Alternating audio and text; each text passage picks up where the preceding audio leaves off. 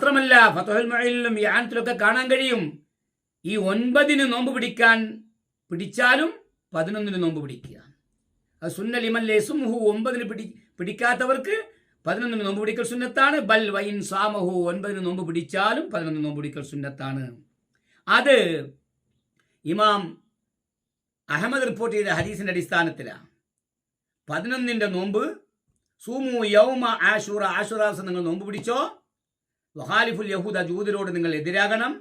വസൂമു ഖബ്ലഹു യൗമൻ വബഅദഹു യൗമ, ആ ആശുറായിന് മുമ്പ് ഒരു ദിവസം ശേഷം ഒരു ദിവസവും 9ഉം 11ഉം നോമ്പ് പിടിക്കാൻ നബി തങ്ങൾ കൽപ്പിച്ചു.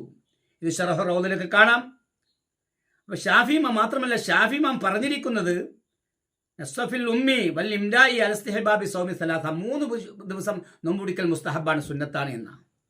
കുഴപ്പമില്ല, 10 മാത്രം തനിപ്പിക്കൽ കുഴപ്പമില്ല എന്ന് പറഞ്ഞ ഇമാം ഷാഫി റളിയല്ലാഹു അൻഹു അതേ ഉമ്മ എന്ന കിതാബിൽ പറയുന്നു 3 ദിവസം നോമ്പ് പിടിക്കൽ മുസ്തഹബാണ്, സുന്നത്താണ്.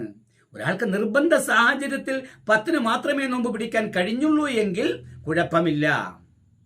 3 ദിവസവും നോമ്പ് പിടിക്കൽ, 9, 10, 11 പിടിക്കൽ സുന്നത്താണ്, മുസ്തഹബാണ്. അപ്പോൾ ഇത് ഇമാം ഷാഫി റളിയല്ലാഹുവിനെ തൊട്ട് ഇമാം അബൂ ഹാമിദുൽ ഗസാലി റഹ്മത്തുള്ളാഹി അലൈഹി മറ്റുള്ളവരൊക്കെ നിവേദനം ചെയ്യപ്പെട്ടിട്ടുണ്ട്.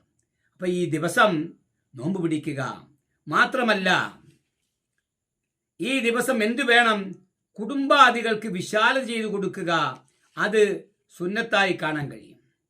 കുടുംബാദികൾക്ക് വിശാലത, മൻ വസഅല യാലിഹി വഅഹ്ലിഹി ഫി യൗമി ആശുറ ദിവസത്തിൽ കുടുംബാദികൾക്ക് വിശാലത ചെയ്തു കൊടുത്താൽ വസഅല്ലാഹു അലൈഹി ഫി സായിരി സുനനി സനതിഹി, ആ വർഷത്തിലെ മറ്റ് ദിവസങ്ങളിലെല്ലാം അല്ലാഹു തആല അവന് വിശാലത ചെയ്തു കൊടുക്കും.